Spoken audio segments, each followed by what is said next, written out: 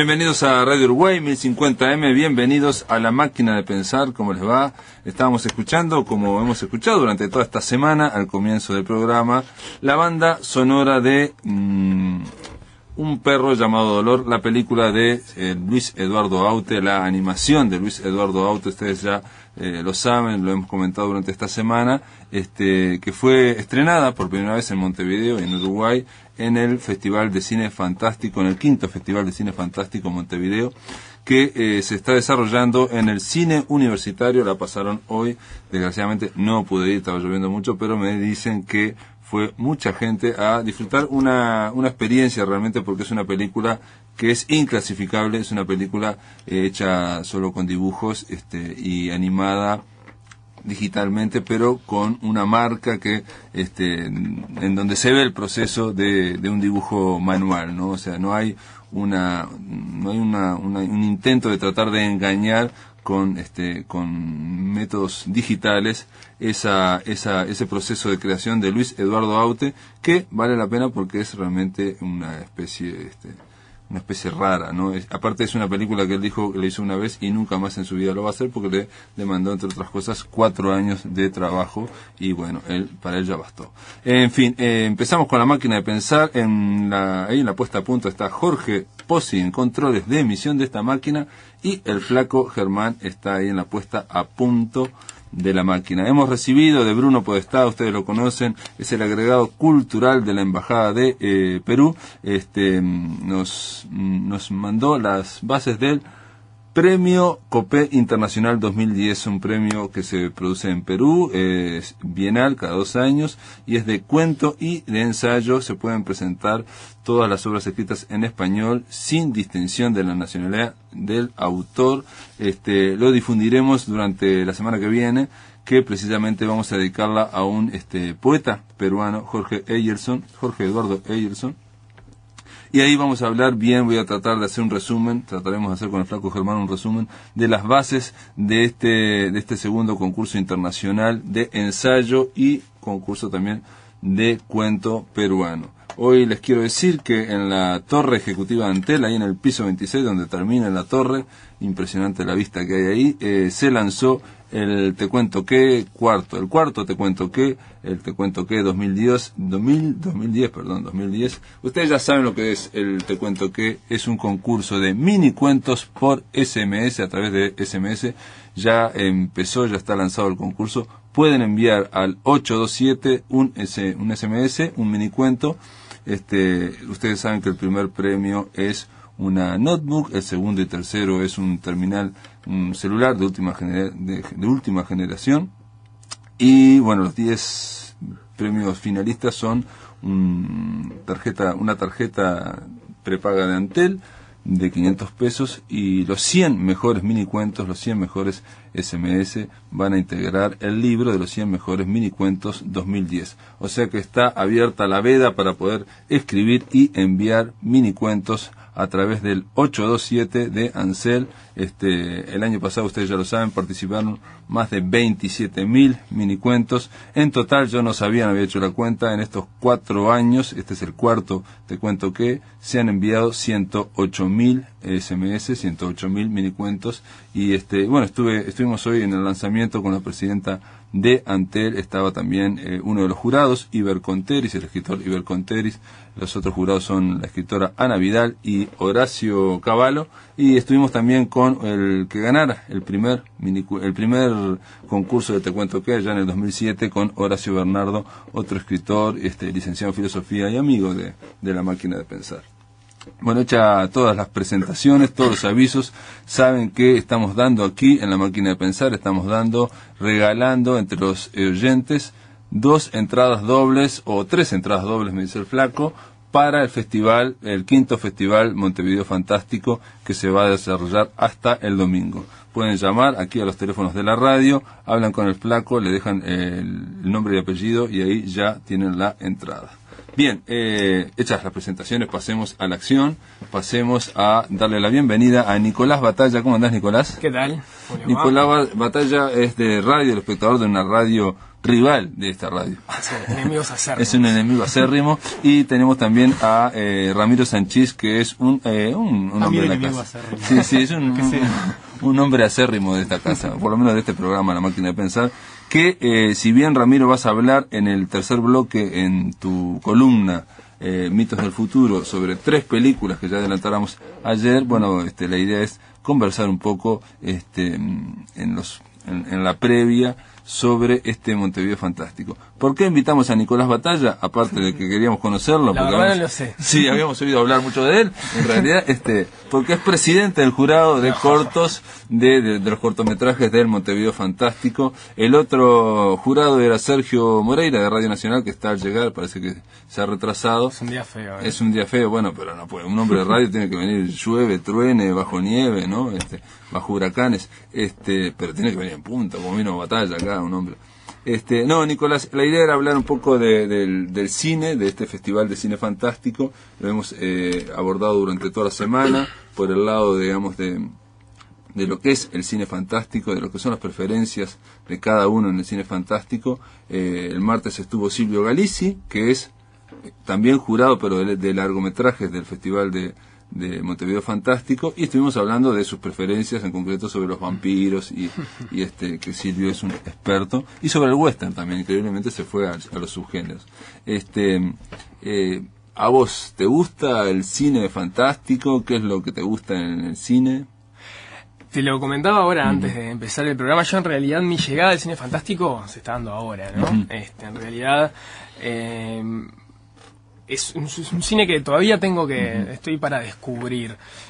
Por supuesto que a lo largo de mis 23 años me ha tocado encontrarme con toda serie de monstruos, y en realidad no tengo muy definido cuál es por ejemplo, si me inclino por los Frankenstein, por los Dráculas. Me parece que lo que está bueno en el cine fantástico es justamente explorar el miedo, ¿no? Y ahí es donde más donde dependiendo mucho de cómo está contada la historia, que creo que es lo fundamental, y es lo que hace el cine, lo que hace la literatura, y es la raíz común que tienen estas artes, es por ahí donde más me... De todas formas, aclaremos que, digamos, en el caso de Montevideo Fantástico hay un subtítulo que dice películas de terror, de cine fantástico y de ciencia ficción, o sea, abarcaría todos aquellos subgéneros que supuestamente no son bien recibidos por la crítica seria, ¿no? En realidad es así, digamos, ¿no? De hecho, este festival empezó de una forma muy marginal y muy a los ponchazos, digamos, con Alejandro Sanguchian y otra gente que es fanática de determinado cine también, ¿no? Porque el cine de zombies, por ejemplo, Sanchís, ¿usted qué opina? A ver, lo veo cabecear. Yo tengo más preguntas que opiniones. Todos tenemos ¿Qué preguntas. es el cine fantástico? Porque vos el cine fantástico de terror y de ciencia ficción. ¿Todo eso está abarcado por lo fantástico? ¿O los fantásticos son subgéneros? Serían 3. ¿Tres subgéneros? Bueno. Sí, serían 3. Ahí me parece más viable. Ese es el título del Festival de Cine, ¿no? Claro, pero me queda esa ambigüedad sintáctica, ¿no? O sea, cine fantástico, ciencia ficción y terror, tipo cine fantástico 2 puntos. No. Son tres digamos, subgéneros. 3 subgéneros. Que abarcan gustos completamente diferentes. Sí, ¿no? porque aparte dentro del terror también hay subgéneros, digo, ¿no? Se pueden hablar de terror gore, se puede hablar de zombies, se puede hablar de un montón de... Entonces, ¿qué es lo fantástico? Porque tenemos que determinar si una película es un cine fantástico, tenemos que saber más o menos qué puede entrar en esa categoría, ¿no? O sea, me queda esa duda nomás, digo. Por ejemplo, complicado. Creo que es un término, primero que creo que fantástico es un término complicado porque me parece medio eufemístico. O sea, me parece que lo fantástico, salvo cuando está definido específicamente de irrupción, digamos, de lo mágico o maravilloso en lo real, cosa que pondría en práctica Cortázar, vamos a decir. Salvo... O el Señor de los Anillos. No, ves, ahí ya no tenemos fantástico. En el Señor de los Anillos no hay nada real, es un mundo aparte, y eso yo lo diré que es fantasía en todo caso. Por eso digo, salvo que definamos bien. Está quedando muy fino. O sea, claro, el sustantivo, fantasía, es una cosa, el adjetivo fantástico sería otra. Yo creo que, salvo que intentemos una definición así, corremos en el riesgo de que fantástico sea un eufemismo para no decir, por ejemplo, ciencia ficción, por lo que vos decías de que está mal visto por la crítica. Que mal que bien es lo que hacían Borges y Bioy. Cuando Borges quería presentar a Stapleton o a Bradbury, muy rara vez decía ciencia ficción, decía literatura fantástica, que suena más respetable porque tiene una larga tradición, G.T.A. Hoffman, bla, bla, bla, ¿no? Entonces, me parece que a veces usado a lo fantástico me tiene ese tufillo de eufemismo que no me gusta. Yo creo que eso, bueno, digo, mi opinión, mi impresión al menos es que eso se aplica a la literatura, puede aplicarse eso que decís de poner literatura fantástica para no hablar de ciencia ficción, pero en cine creo que está tan mal visto el cine de terror, el cine fantástico o el cine de ciencia ficción como subgéneros. De hecho, a mí nos pasó a nosotros que tratamos de llamar a algunos críticos y nos dijeron, nos dijeron directamente a mí, yo ese cine no lo miro o no me interesa. Por ejemplo, hubo una película que yo no pude ver, pero era una película que se llamaba El vampiro negro, que es un tributo a Román Viñoli Barreto, ¿no? Que tampoco me enteré recién ahí que era un cineasta argentino que hizo un par de películas y que es nacido en Uruguay y que hizo en concreto El vampiro negro con Olga Zubarry, y aparentemente todos los artículos que leí hablan de un clásico muy bien hecho, una especie de no remake de la película Fritz Lang, sino una versión como rioplatense con El hombre de la bolsa, en fin. Pero eso no sé en qué entra, digo, porque ese es un M, el vampiro negro de Fritz Lang, era terrorífico, digamos. Pero el terror, el tema también es que el hablar de género terror es complicado, porque ahí no estás aludiendo a una marca temática, como pueden tener otros géneros, como el policial alude a un tema, a un asunto, un tipo de argumento, llamémosle. Sino que al decir terror lo que vos estás diciendo no es específicamente de qué trata, sino del hecho de que te está asustando. ¿Entendés? O sea, el salvo que digas, bueno, terror es lo sobrenatural, que además te asusta. Ahí y la fantasía o lo fantástico. La primera película de la historia, la de los hermanos Lumière, la del tren que se viene y que provoca que todos los espectadores salgan, o varios de los espectadores salgan corriendo de la sala, en definitiva también sería una película de terror. Yo creo que el problema es que ahí cuando tenemos hablar de películas de terror estamos hablando de un género establecido, y cuando los Lumière hicieron su película no teníamos un género establecido. Más allá de que... O sea, el problema es que si no tomas definiciones claras pasa esto. Entonces, si no te orientás... Lo otro es hablar simplemente de las preferencias y nada más. Bueno, claro, pero preferencias es como dijo Lennon, ¿no? Es como el culo, cada uno tiene el suyo, ¿no? O sea, me parece que es muy difuso todo esto. Es muy difuso, digo. Creo que uno puede creer en definiciones operativas, digo, porque lo llevan a algo. O sea, yo opero en base a esto y hago tal cosa. Bueno, me parece interesante proponer eso, lo fantástico, como esa literatura cortasariana, quizá algo de Borges, de Maupassant, yo qué sé, etcétera, y luego la fantasía, Poe, por ejemplo, y luego la fantasía, ¿no? Que es cuando Harry Potter, vamos a ponerle un ejemplo menos ilustre para ciertas personas, ¿no? O sea, tenemos un mundo que se rige por unas reglas que no son las del nuestro. Cuando la narrativa está enmarcada, sea cine o literatura o lo que fuese, está enmarcada en un mundo que no se rige por nuestras reglas, pero que sí se rige por reglas, en Harry Potter, para este mismo ejemplo, no pasa cualquier cosa. No, hay reglas. Eso yo lo llamaría fantasía, lo que en inglés es el fantasy, que es con las revistas de ciencia ficción, fantasy and science fiction, colecciones de fantasy, digamos, que es el rótulo más o menos. De ahí viene la fantasía épica. Hay otro rótulo que es la fantasciencia. Eso es una manera más clásica de llamar a la ciencia ficción, que estaba en desuso desde el año 29, más o menos. Pero bueno, más allá de eso es una manera de diferenciar lo fantástico de la fantasía.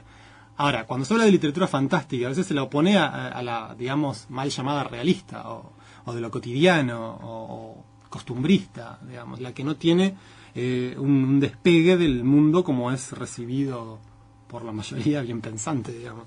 No sé, me parece que si no ponemos estas delimitaciones, corremos en el riesgo de que... Lo que pasa es que si empezamos con las limitaciones también, o con las definiciones, por ejemplo, empezamos a hablar del realismo, donde escarbes la palabra realismo, bueno, te vas a encontrar un gran agujero que hay que llenar después con un montón de cosas, porque digo, está la chapa del realismo, y uno saca la chapa del realismo y abajo no hay muy poca cosa, digamos. Claro, ¿no? Pero o sea, el halcón maltés y el Señor de los Anillos pertenecen a géneros diferentes. Claro, eso está claro. claro. ¿Y cuál es realista de las dos? Te pregunto, el halcón maltés. Sí, bueno, en ese sentido primario del término, o sea, bien sencillo, que obviamente va a tener sus dificultades, pero bueno, al menos puedo más o menos mapear áreas. Bueno, en ese sentido es que yo te decía, bueno, hablar de terror o ciencia ficción o cine fantástico, se puede hablar en esas grandes chapas o marcas que hay por fuera, digo, porque donde yo creo que te metes a definir realismo, Lebrero, bueno, Mario Lebrero decía que él hacía realismo interior, pero, y era el realismo que estaba él. Boris Vian decía que lo que me pasó es real, porque pasó por mi imaginación y es verdadero. En fin, después de la pausa continuamos hablando con Nicolás Batalla y con Ramiro Sánchez. En el aire de Radio Uruguay, La Máquina de Pensar.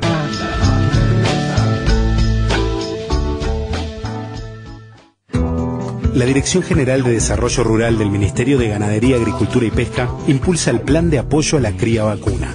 Subsidios para que pequeños y medianos productores ganaderos criadores puedan mejorar su productividad y adaptarse a los cambios climáticos. Presentar propuestas antes del 15 de octubre a las 16 horas. Informes por el 2308-4408. Bases y formulario en www.mgap.gov.uy. Este viernes en Radio Uruguay. El constitucionalista José Corseñac elevó al Frente Amplio una propuesta que propone un plebiscito por el proyecto interpretativo de la ley de caducidad. De 10 a 12. Una jovencita de 13 años integra el jurado en el 8º Festival de Cortometraje Malcine. De 10 a 12. La seguridad vial es una meta para este gobierno. En estudios, el presidente de UNACEV, Gerardo Barrios. De 10 a 12. Cuentos, mitos, leyendas y anécdotas en el Festival Internacional de Narración Oral. Desde México llega Armando Trejo, promoviendo las voces de la oralidad y la literatura en el Bicentenario. De 10 a 12. Con María Inés Ovaldía y Federico Jurkovich, en los 1050 de su dial. Radio Uruguay. Periodismo con otro aire. Un viaje hacia el interior de una de las compañías más importantes del mundo del ballet, La Danse. Un documental de Frédéric Wiseman sobre las entrañas del ballet de la Ópera de París. La Danse, el arte visto por dentro, su técnica, su organización, su vida cotidiana. La Danse, una película imperdible para los amantes del ballet y del cine. Estreno 5 de octubre. Proyecciones 19, 24, 26 y 31 de octubre, Sala Principal, Teatro Solís. Entradas en venta en Red UTS y Boletería del Teatro. Presenta Fundación Amigos del Teatro Solís, Agencia Punto Ogilvy y Teatro Solís.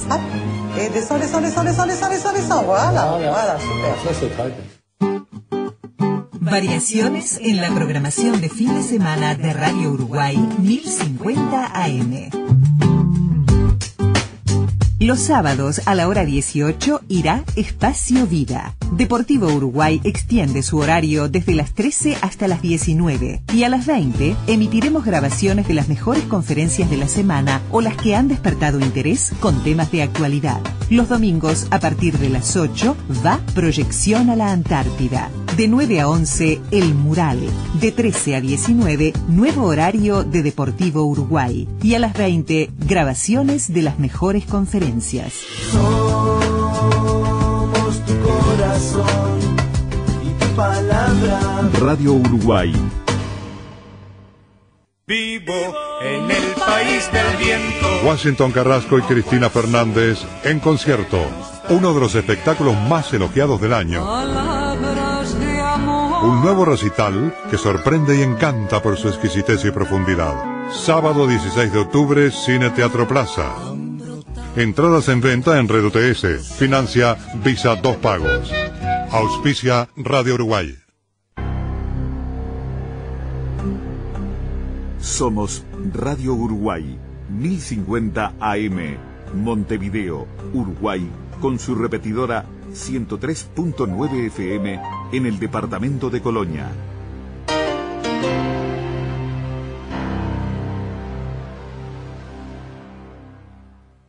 Atención, charlas, entrevistas o columnas que te perdiste o que querés volver a escuchar, las encontrás en el blog de La Máquina de Pensar.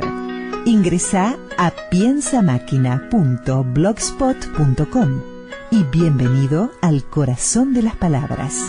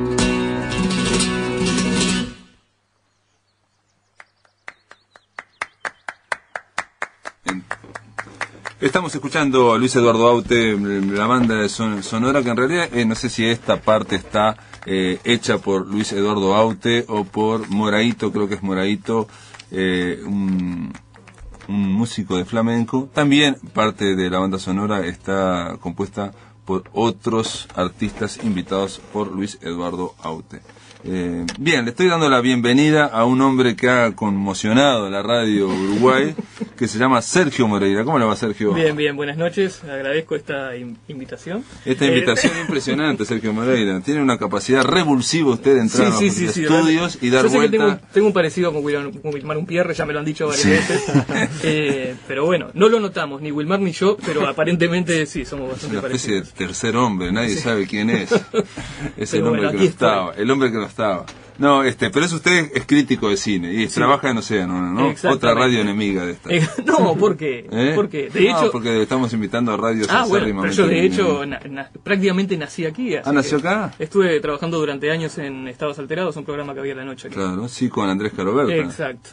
Así que conozco alguna de las personas que andan por aquí. Vi que el pasillo estaba mucho más iluminado de lo que recordaba. Está mucho mejor la radio que de aquellas épocas, ¿no? Sí, Era la época de Vietnam. Usted trabaja. Más o menos. Se pierde todo lo tenebroso que tenía esta radio. Bueno, pero por eso le invitamos a hablar de cine fantástico con respecto al Montevideo Fantástico. El quinto Montevideo Fantástico es un festival de cine que tiene como subtítulo cine de terror, cine de ciencia ficción y cine fantástico, que nos ha embretado en una gran discusión en micrófonos, si fueran micrófonos, sobre las definiciones, sobre la prescriptiva, sobre lo que puede ser los géneros. En principio, Sergio, y después se lo largo a los otros también, ¿qué opinás de esa clasificación entre cine, digamos, bueno, de arte o cine culto, y de géneros, subgéneros, el cine chatarra? Bueno, el cine...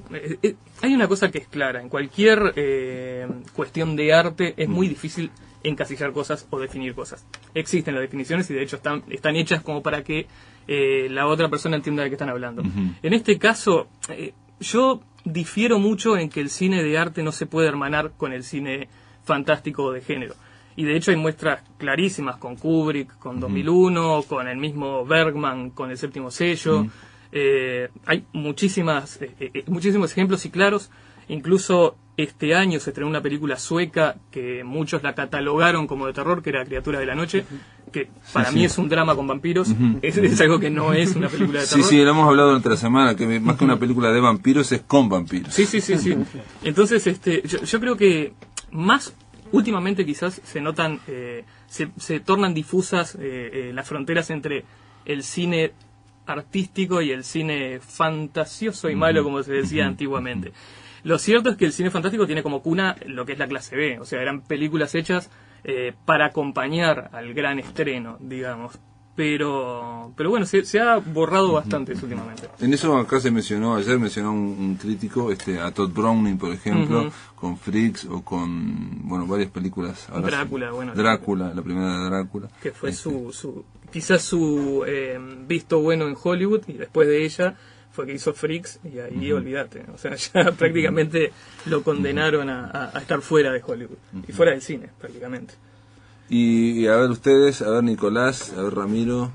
Yo estoy de acuerdo, o sea, no me parece, por supuesto hay cine de arte que bebe de la ciencia ficción, la fantasía, el terror, lo que sea, y de lo fantástico, lo que fuese, y cine clase B, comercial, entretenimiento, que también, me parece que es de separar las cosas como diciendo que el cine de arte es una cosa y lo fantástico, el cine fantástico es otra, me parece de una excusa para no pensar, ¿no? O sea, es como, si alguien piensa así, tiene un pero problema. En general, en general, porque es un prejuicio, es un estereotipo, pero en general todo prejuicio, todo estereotipo tiene su base o su fundamento. Claro, en general, el origen de los géneros está en la clase B era bastante, lo atamos con alambre y se caen las cosas a pedazos. A partir de 2001 la ciencia ficción ha producido películas de arte como Blade Runner, lo vamos a hablar dentro de un ratito.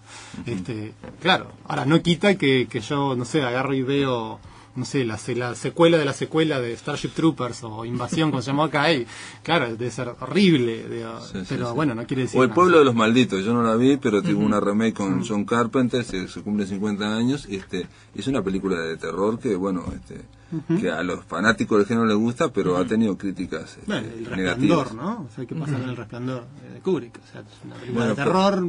Sí, pero ahí tenés un Kubrick. Pero lo hace un Kubrick cuando ya está súper consagrado como director de cine, de arte, ¿no? O sea, claro, pero si vamos al género, digamos que es una película de terror. Claro.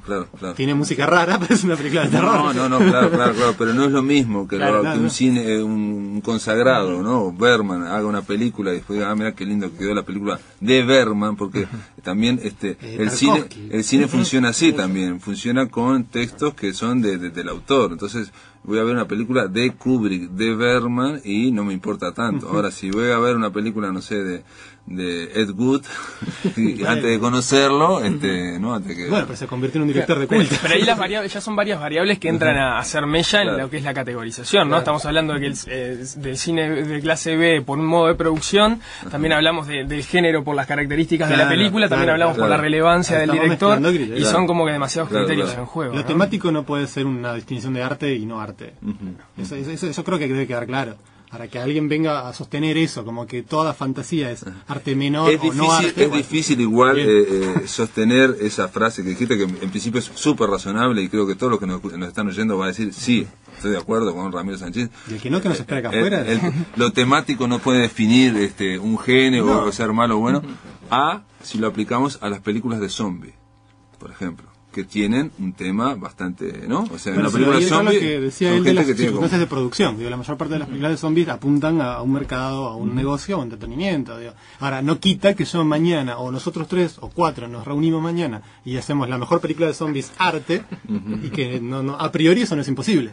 Bueno, de hecho en la historia del cine hay un par de películas de zombies que son que están consideradas clásicos. Bueno, el zombie blanco, que es aquella vieja película con Bela Lugosi, por ejemplo. Yo caminé con un zombie, que es una película también, exacto, eso también no es considerada una película, si bien es considerada para la gente, claro, bueno, ahí entra que conocía el cine de arte, exacto, pero sin embargo no es una mala película, no está considerada dentro del común como una mala película. Bueno, si bien no es propiamente dicha de zombies, La Noche de los Muertos Vivos de George Romero, que él es el que incursiona dentro del mundo de los muertos vivos, agrega una especie de variante del zombie que es el muerto vivo, tiene una doble lectura y es bastante respetada dentro de lo que es el mundo del cine, ya que plantea una serie de cosas, incluso la secuela, que es El Amanecer de los Muertos, en el que los muertos vivos son, o sea, las personas después de que recuperan esa especie de vida después de haber muerto, lo que hacen es vagar por un shopping center. Sí, rodearlo. O sea que hay también una cuota de crítica, más allá de que es una segunda lectura, digamos. Claro, no es simplemente un divertimento, sino que aparte le agrega como un extra, ¿no? Un plus a la película. A ver, Nicolás, porque estamos hablando de los cortos, por ejemplo, que se han pasado en el festival. Y vos decías que es cierto, ¿no? Que uno los mira y hay de todo, ¿no? Sí. Ahora iba a mencionar justo que dentro de la selección hay más de un cortometraje de zombies, pero hay algunos que realmente te cambian las perspectivas, son bastante interesantes. Hay uno concretamente me gustó mucho, me parece que no se debe mencionar cuál es antes de que se entregue, pero hay interesantes. Sí, hay de todo. Incluso por ejemplo, uno que me sorprendió mucho por la temática, digamos, pensando en las categorizaciones, hay una animación sobre instrumentos que interactúan entre sí, que claro, vos a priori no tiene nada que ver con el terror. Bueno, son instrumentos que interactúan entre sí, uno puede decir, bueno, fantasía. Pero temáticamente son bastante variados y bueno, también en calidad ni que hablar, ¿no? ¿Y hay alguno de ciencia ficción propiamente dicha o es una categoría? Sí, dentro de los uruguayos hay algunos de ciencia ficción. Pero básicamente muchos caían en lugares comunes de terror. Sí. Se notan Y hay algunos que son interesantes, que son por ejemplo, les iba a preguntar ahora, si estamos pensando en la película la alemana que ganó Berlín hace poco, la cinta blanca. Yo les pregunto si es una película de terror o no. Porque en realidad hay un cortometraje concretamente que me hizo pensar mucho en esa, que a priori no sé si lo califico de terror, pero bueno, tiene unos puntos de contacto que son esa atmósfera tensa en la cual uno, bueno, también depende mucho del ojo que lo ve y qué es lo que despierta, dónde lo mete, ¿no? O sea, digamos, películas de terror sin terror o sin escenas propiamente de terror. Yo no la vi, pero digo, capaz que volvemos a lo que me interesaba preguntar del cine de terror sin temática sobrenatural, con temática sobrenatural, el cine de terror como aquello que asusta, como una temática específica. Pasa que hay un terror que no tiene carácter sobrenatural, que es el terror que está en el hombre, ¿no? No, por supuesto, digo, pero... Por ejemplo, claro, creo que Psicosis. Claro, ahí está. Nadie duda que es una película de terror. Claro, bueno. No hay nada sobrenatural. Por eso me parece que entonces ahí lo fantástico y el terror no son categorías también compatibles. Estamos hablando de dos cosas distintas, me parece. Sí. Puede haber por eso este festival es de cine fantástico, de terror y de ciencia ficción. Digo, ¿no? Es tratar de juntar varios... géneros que sí, en cierta forma están hermanados. O claro, sea, pero por ejemplo, estamos algo es de terror por una contestando a cierta pregunta y algo fantástico contestando a otra. Entonces, por ejemplo, Onetti, pero eso ya nos queda un minuto. Onetti dijo en un momento, él era un gran lector de novelas policiales y dijo, ya no se pueden leer las actuales novelas policiales porque todo es ciencia ficción. Las mejores están en ciencia ficción. Entonces la dejó por ahí. Sergio Moreira, Nicolás Batalla, gracias por estar acá en La Máquina de Pensar. Entraron así intempestivamente en el caso de Sergio Moreira, pero por lo menos ya nos conocemos y quedamos para una próxima ocasión para seguir hablando de cine, ¿les parece? Perfecto, cuando guste. Muchas gracias. En el aire de Radio Uruguay, La Máquina de Pensar.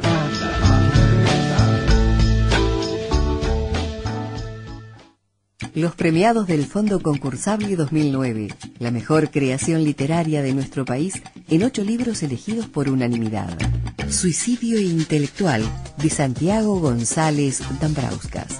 Esta original obra es un conjunto de frases, relatos y pensamientos que en algunos casos buscan el humor y en otros intentan narrar alguna historia. Suicidio intelectual, de Santiago González Dambrauskas, editado por Ediciones Trilce y la Dirección Nacional de Cultura. Está en todas las librerías. Hasta el domingo 17 de octubre tiene lugar en las 2 salas de cine universitario Canelones 1280 la 5ª edición de Montevideo Fantástico. Un festival internacional de cine de terror, fantasía y ciencia ficción en Uruguay. Se podrán ver homenajes a destacados maestros y cineastas del género, como Lon Chaney, el uruguayo Román Viñoli Barreto, Wolf Rilla, Freddie Francis y Dan Curtis. Se exhibirán filmes de Argentina, Australia, Brasil, Chile, Costa Rica, Cuba, España, Estados Unidos, Hungría, Inglaterra, Italia, México y Serbia. La programación se puede ver en la www.montevideofantástico.com.uy. Apoya La Máquina de Pensar, Radio Uruguay 1050 AM. Meses atrás cambio de van. Alberto Wolf y los terapeutas, 4 de noviembre, Teatro Solís. Amor profundo. 25 años de Alberto Wolf y los terapeutas, una noche para la historia. Canto otra vez. Entradas en venta en Red UTS y en la boletería del teatro. Financia Mastercard 2 pagos. Auspicia Radio Uruguay. Del amor. A partir del 11 de octubre, la noche se llena de radio. Se llena de radio. Desde las 21 hasta el final del día, Visión Nocturna. La noche de Uruguay en plena luz. En plena luz.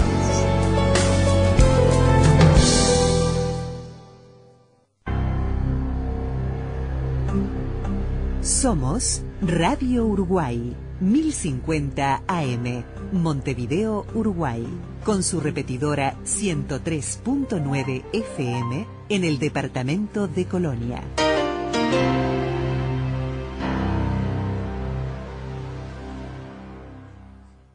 Atención, charlas, entrevistas o columnas que te perdiste o que querés volver a escuchar, las encontrás en el blog de La Máquina de Pensar. Ingresá a piensamáquina.blogspot.com y bienvenido al corazón de las palabras.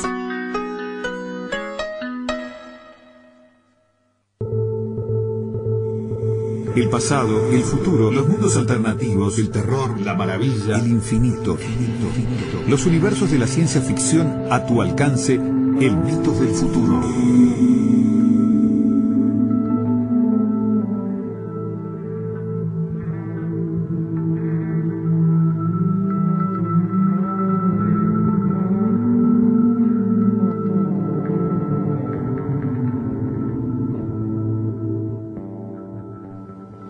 Muy bien, le damos la bienvenida, en realidad ya se la dimos, pero bienvenidas a la columna Mitos del Futuro de Ramiro Sanchís. ¿Cómo le va, San Ramiro? Bien, igual que hace un ratito. Está pensando si lo que va a decir está en qué género está, no, ya sabe. No, tampoco es así, tampoco es así, no.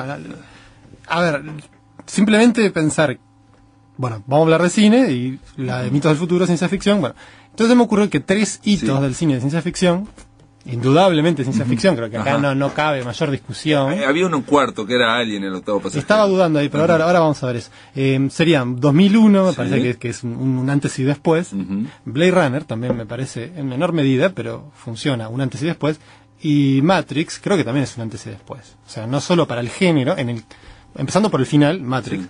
Quizá para el género no es un antes y un después, en el sentido de que de todo lo que pueda hacer Matrix, o sea, realidad virtual, misticismo y espiritual y ciencia ficción, todo eso ya estaba hecho. Digo, la película de algún modo, hay gente que se ve que la odió, como pasa con muchas cosas que mueven, que la odió y hay blogs, creo que todavía están colgados, donde uno puede ver un poco más que fotograma de dónde está copiado. Bueno, entonces, Akira, por ejemplo, es un anime muy famoso. Pero yo creo que el cine funciona también por acumulación. Por supuesto. Y tiene que ver con la coyuntura. Y a veces se condensa en una película. Una tesis interesante que se podría defender es que la película de algún modo renovó el cine de ciencia ficción porque supo dar cuenta del cine hasta el momento.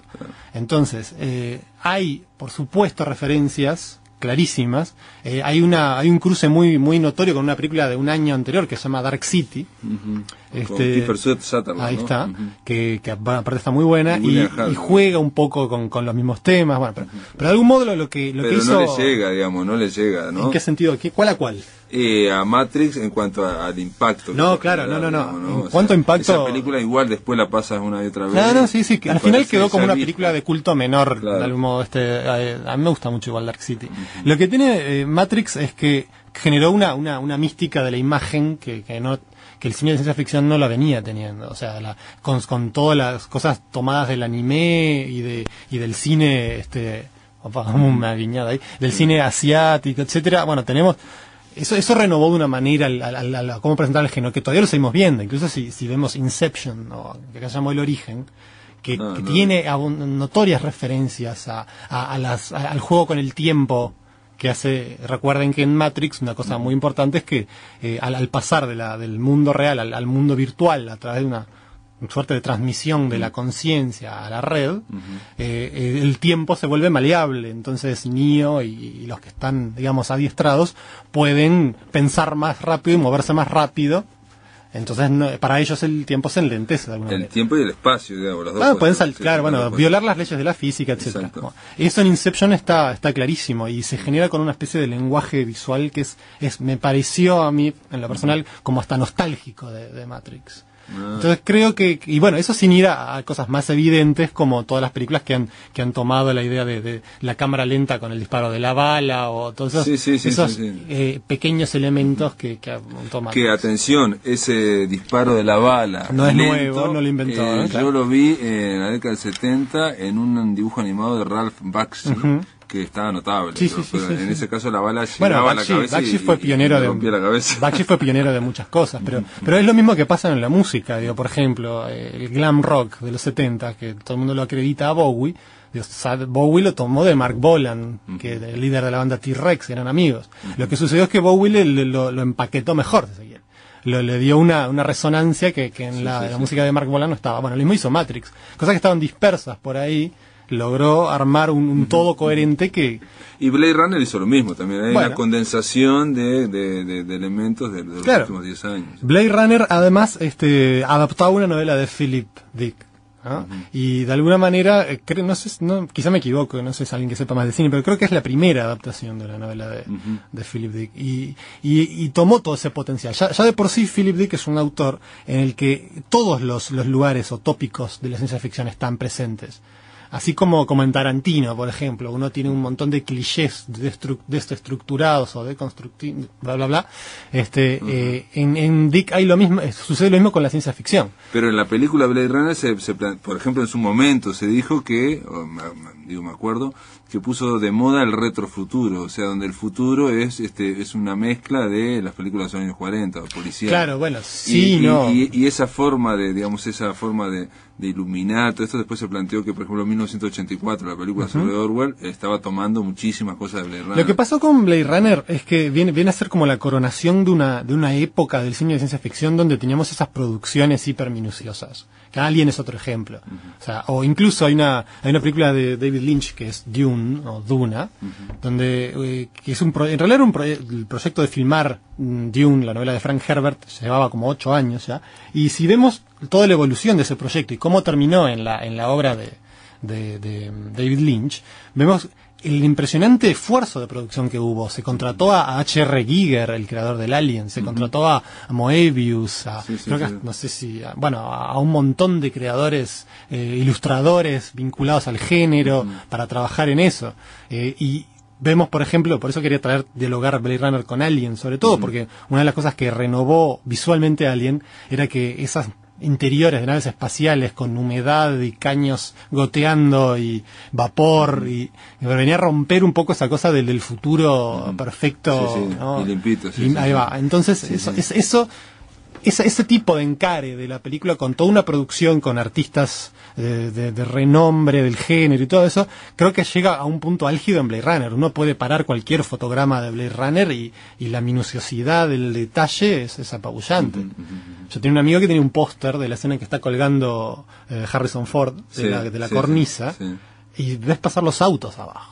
Quizá ahora uno puede pensar que con medios digitales y tal, pero en la época en que fue se planteó incluso que Ridley Scott llegó a poner cuando en las persecuciones que va persiguiendo a la primera replicante, a la que mata, no me acuerdo ahora cómo se llama, Susana York, ¿no? Creo que no me acuerdo, creo que que en los kioscos hay diarios que tienen que ver sobre el tema y eso jamás se va a ver, digamos, esa reconstrucción, capaz que lo que vos decías de un retrofuturo, me parece que hay obras. No, pero retrofuturo creo yo era por ejemplo lo que dijiste ahora de Dark City, ¿no?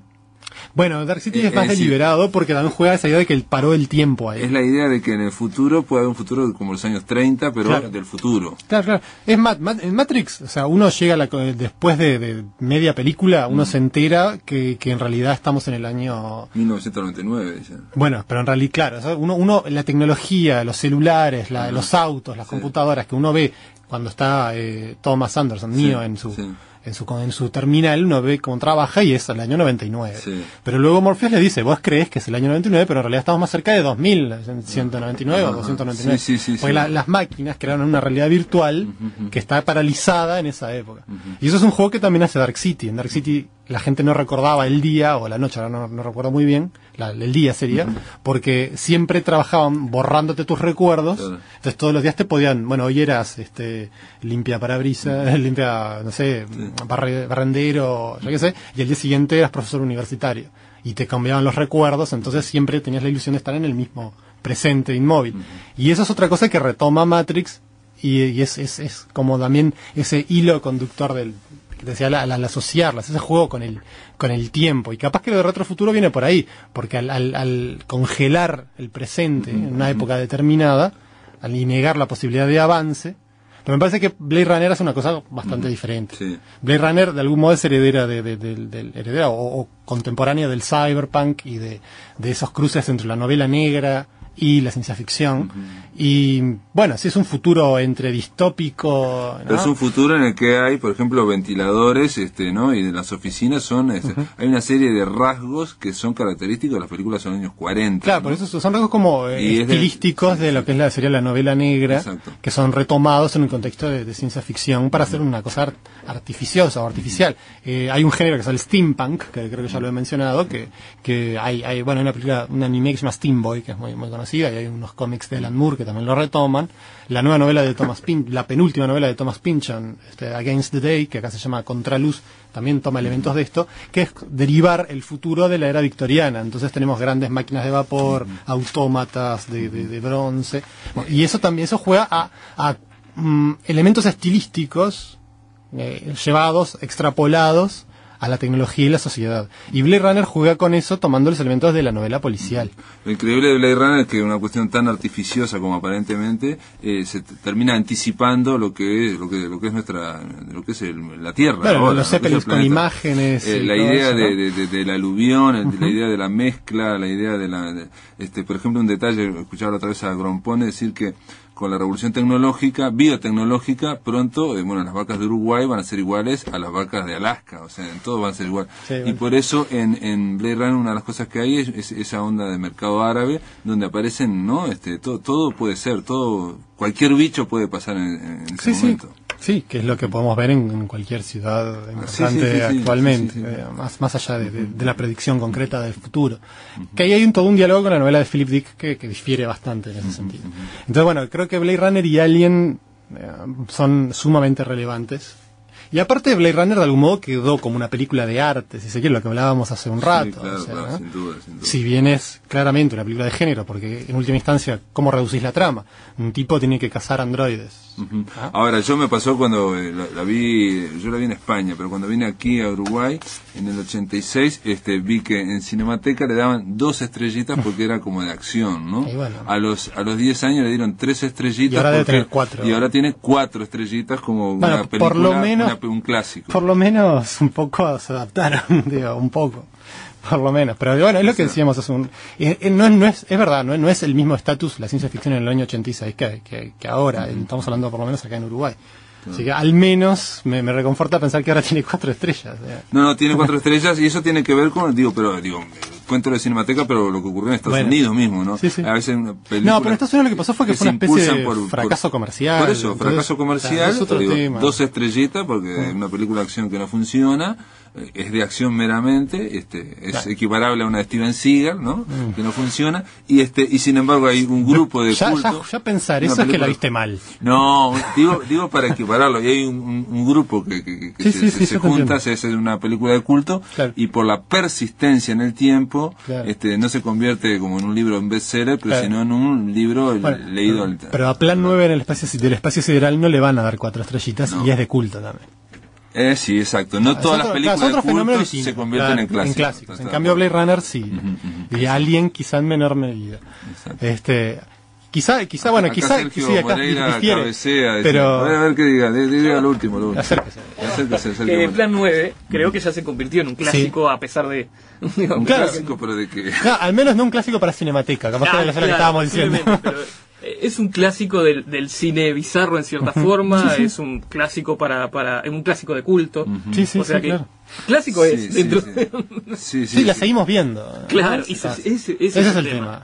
Y bueno, y 2001 para rematarlo, bueno, es también una cosa que planteó, ya lo habíamos hablado hace poco, 2001 planteó toda una producción increíble también de verosimilitud científica, de documentarse, de apelar a la sugerencia, a lo metafísico, cosas que no estaban presentes en el cine de género, ciencia ficción, y que de algún modo 2001 le dio ese impulso. De algún modo, quizá para la gente que estaba dispuesta a pensar que todo lo que tuviera marcianitos era basura, bueno, ahora tenemos un monolito gigante que es de origen extraterrestre y naves espaciales, y venía a decirme que esto es basura.